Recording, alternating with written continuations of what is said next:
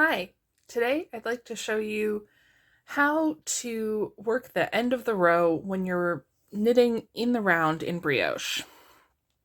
So we're going to have to do a couple of passes here to show both colors. I'm finishing up my row in my color A, which is the color that is knit on the main side of or on the right side of the fabric here. So in this, it's my pink. And I'm going to work slip one yarn over, bark, slip one yarn over, bark, and my last stitch is a slip one yarn over. Now, most patterns will tell you to drop your color A yarn to the back of the work.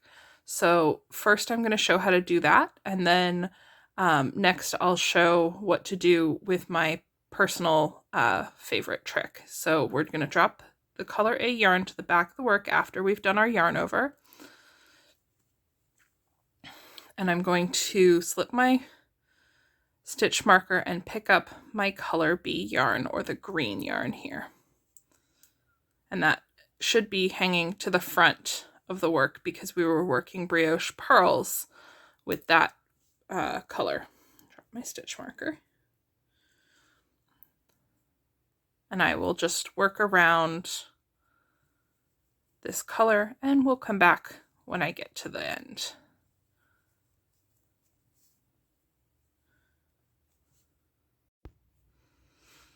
Okay, so I'm back to the end of my round working with color B, or my green yarn, the color I'm working my brioche pearls in.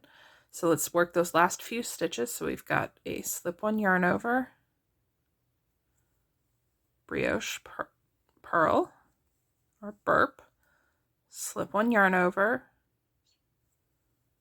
burp,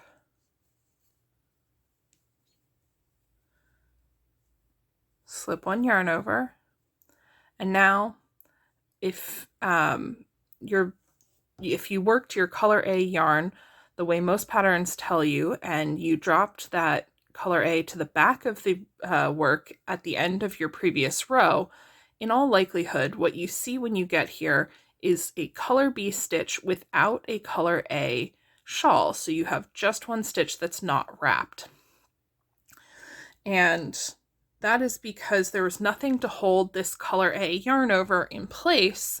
So as you rotated your work around to complete your row, the color A yarn fell to the front, removing that yarn over. So this is easy to fix. All we do is bring the color A yarn over the top of the left hand needle and replace that yarn over before we work our last color B stitch, which is a brioche pearl. We then drop that color B yarn to the front of the work, slip our stitch marker, and pick up the color A yarn from the back and begin knitting across with the color A yarn. Brioche, slip one yarn over and a brioche knit, yarn front, slip one yarn over, brioche knit. I want to show you my personal trick that I like that keeps that yarn over from falling off. So I'll come back when we get to the end of this color A row. Okay, so I am back to the end of my round. So I'm going to work the last few stitches. I'm going to brioche knit, bring the yarn to the front, slip one yarn over, brioche knit, yarn to the front, slip one yarn over, brioche knit, and yarn to the front, slip one yarn over. Now, on the first time we did this, we dropped the yarn to the back, which is what most patterns will tell you to do. My personal trick is I bring the yarn around between the needles and I drop the yarn to the front. This secures that yarn over in place and makes sure that when you get to the end of the round, that yarn over hasn't fallen off the stitch. If you do this, you need to be careful to pick up, as you're starting your next row, your color B from underneath.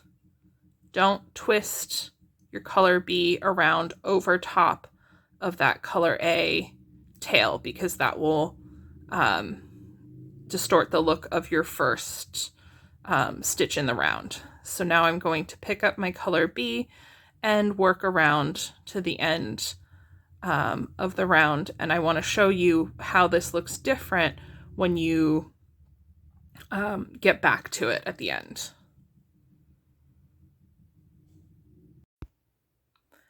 Okay, here we are approaching the end of the round again with color B.